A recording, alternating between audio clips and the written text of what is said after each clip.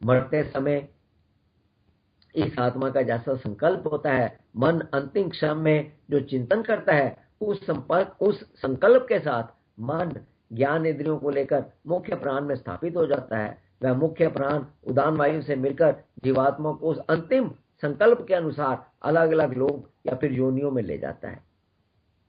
जो इस बात को समझ लेता है वह मन में निरंतर प्रभु के चिंतन को लगा रहता है।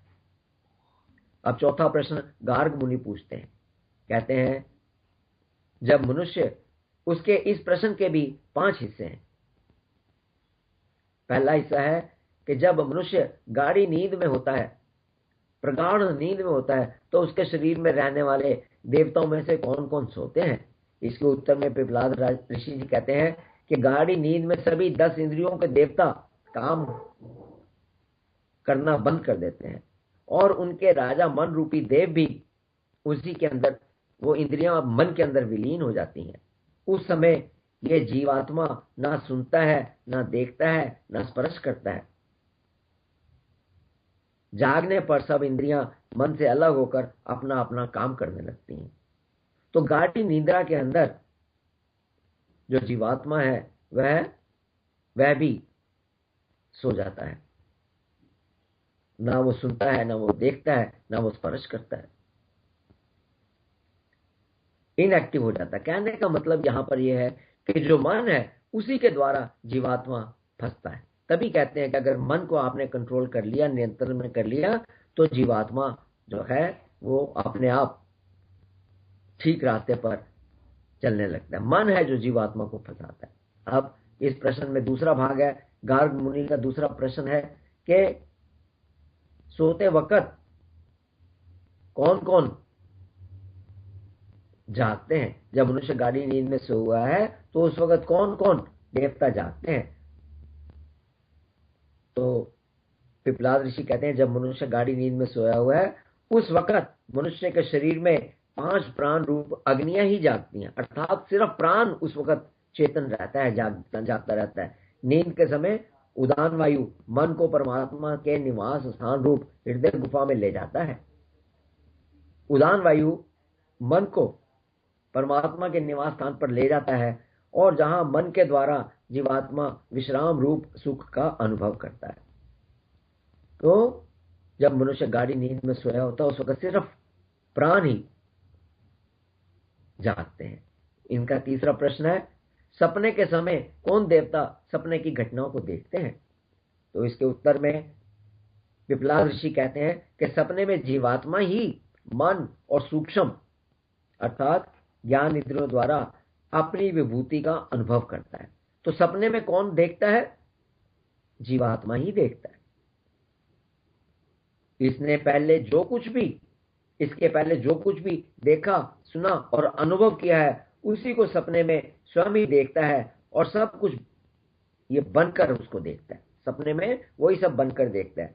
वह देखे और ना देखे हुए दृश्यों को भी देखता है। ना देखे हुए दृश्य का वो मतलब है कि जोड़ तोड़कर जो दृश्य देखे जाते, जैसे कोई नदी के में छलांग लगाकर तैरने के लिए जाता है और दूसरी जगह कभी वो पहाड़ पर गया हुआ है, तो ऐसा भी सपना आ सकता है कि वो पहाड़ से छलांग लगा रहा है, हालांकि उसने पहाड़ से छलांग नहीं लगाई होगी। तो इसलिए ये कहते हैं कि जो ना देखे हुए दृश्य हैं उनको भी वो देखता है। तो सपने में जीवात्मा ही ये सब चीजों की अनुभूति करता है। अब चौथा इसके अंदर प्रश्न है कि नींद में सुख का अनुभव कौन करता है। तो इसके उत्तर में पिपलाद ऋषि कहते हैं जब नींद में उदान वायु मन को अपने अधीन कर हृदय में पहुंचाकर, तो नींद की अवस्था में भी ये घटनाओं को, नींद की अवस्था में भी सुख का अनुभव जीवात्मा को ही होता है। और फिर पांचवा इसके अंदर इनका प्रश्न है, ये सारे देवता सर्वभाव से किस में स्थित हैं और किसके आश्रित हैं। इसके उत्तर में वो कहते हैं कि पृथ्वी से लेकर प्राण तक जितने भी तत्व हैं वह सब पर ब्रह्म पुरुषोत्तम में ही आश्रय लेते हैं। सबका आश्रय परमात्मा है। जीवात्मा का भी परम आश्रय परमेश्वर ही है। जो कोई भी मनुष्य प्रभु को जान लेता है वो प्रभु को ही प्राप्त हो जाता है। वह सर्वज्ञ सर्वरूप हो जाता है। सबके आश्रय, सबके सहारा अंततः प्रभु ही है। तो जिसने प्रभु को जान लिया उसने सब कुछ जान लिया। अब पांचवा प्रश्न सत्यकाम जी करते हैं। वो पिपलाद जी से पूछते हैं कि जो मनुष्य सारी उम्र ओंकार की उपासना करता है उसे क्या फल मिलता है। तो उत्तर में पिपलाद ऋषि जी कहते हैं, ओम शब्द परमेश्वर से अलग नहीं है। इसके 3 स्वरूप हैं, भू भव स्वः। इसमें भू ऋग्वेद स्वरूपा है तथा उसका पृथ्वी से संबंध है। उसकी साधना मनुष्य को पुनः मनुष्य शरीर में प्रविष्ट करा देती है तथा नए जन्म में वो अच्छे आचरण वाला बनता है और ऐश्वर्य का उपभोग करता है। तो जो ओम शब्द में से सिर्फ एक शब्द भू का तपस्या करता है, भू की साधना करता है, वह मनुष्य नए जन्म में अच्छे आचरण वाला होता है और उसको ऐश्वर्य की प्राप्ति होती है। लेकिन जो दो मात्रों वाले भू और भवः, ये इन 2 शब्दों के साथ ओंकार की उपासना करता है और उसके मन के अंदर ऐश्वर्य प्राप्ति की इच्छा होती है, तो वह चंद्रलोक में पहुंच जाता है। वहां वह ऐश्वर्य का खूब उपभोग करता है और पुनः मृत्युलोक में आ जाता है, जहां उसके कर्मों के मुताबिक उसको योनि मिल जाती है। जो 3 मात्रों वाले ओंकार शब्द का अर्थात भू भव और स्वाहा, इन तीनों के साथ प्रभु की उपासना करता है, वह सब कर्म बंधनों से छूटकर सर्वथा निर्विकार हो जाता है।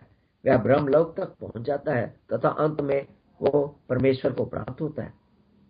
यह जगत प्रभु का विराट स्वरूप है।